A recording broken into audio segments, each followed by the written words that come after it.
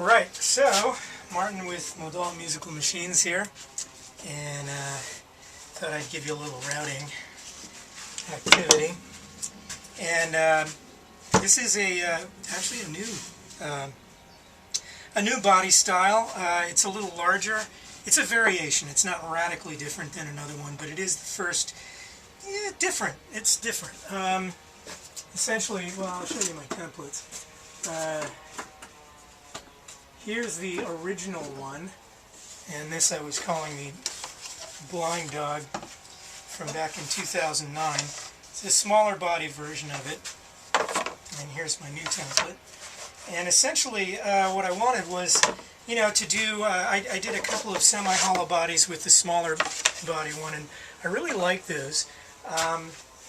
And pretty much every time I was doing a larger body, I was doing what I call my Pokemon shape, which is this. And I think it's groovy, it's pretty cool, a lot of people like it, but it's just odd enough that, I thought maybe let's see if I can have another version of a larger body guitar, just because I want to have a little bit more space in here, a little more 335-esque, thing. It's still not as big as large as that, and I do a different style build than that. My build style is a little closer to a Ricky than it would be a semi-hollow body of the Gibson style. I do a couple of things that Rickenbacker does similarly anyway. I'll take this back, which is the redwood, and essentially I book match it so that we've got some nice figure that's going to happen here. I think this is going to be really pretty when it gets done. But I carved the center block out of that, and so the chambers are out of that. This, a lot of times what I'll do is I like it to be about this thick, the top, about a ½ inch. This is silver maple, kind of a mate 2 if you watched the Thompson's Creek guitar. This is off that same tree, and I think it's maybe just a couple of slices off where that one was, so it still has this really interesting pattern. But it's all in the way you cut it and all in the way you book match and stuff, so I end up with a very different looking guitar, which has a lot of this really wonderful figure. This coming out here is going to be pretty spectacular, I think. Now, a lot of times with a ½ inch top, I'll actually do some chambering on the back of this too, so it's not really as thick as it looks from the center, so it actually wraps around, so both sides are actually carved. In this case, I left it like this because I want to do a little more radical carving than I've done in the past. Still different than what people are used to seeing, the typical, Gibson Les Paul type, violin-esque carve. A more modern carve, a little different, but still a little more radical than I've done. So I left the thickness so I have that much to play with. Same thing on the back here. This will be very ergonomic. A lot of carving is going to go into the back of this as well. So anyway, I was just using my big old bit here.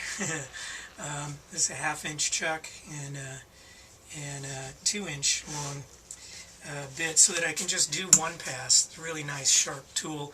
This is basically what I'm cutting now is the redwood anyway, so it's relatively soft, so I really can do it in one pass, a little carefully. So, and I'm using the pad now, even though I'm still at a fairly rough stage, because redwood is in fact as soft as it is.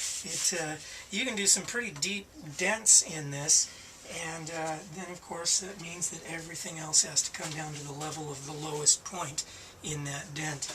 And trust me, working with redwood, you want to try to be as careful as possible. Essentially, I do everything I can to get this to the point of being able to put my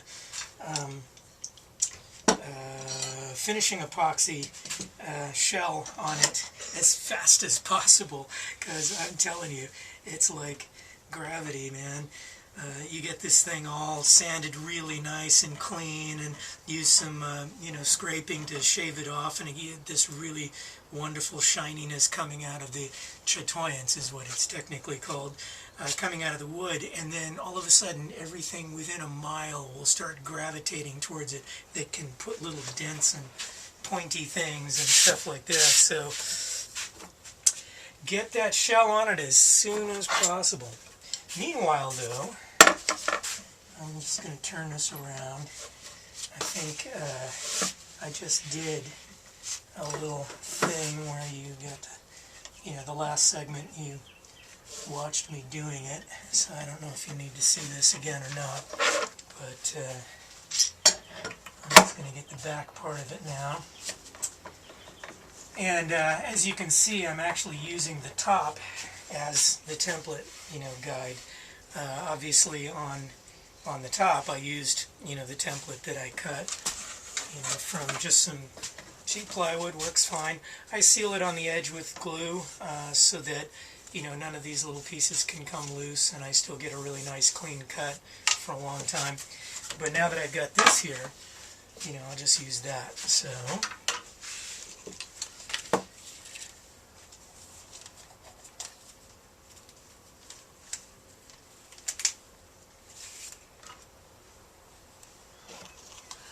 there we go.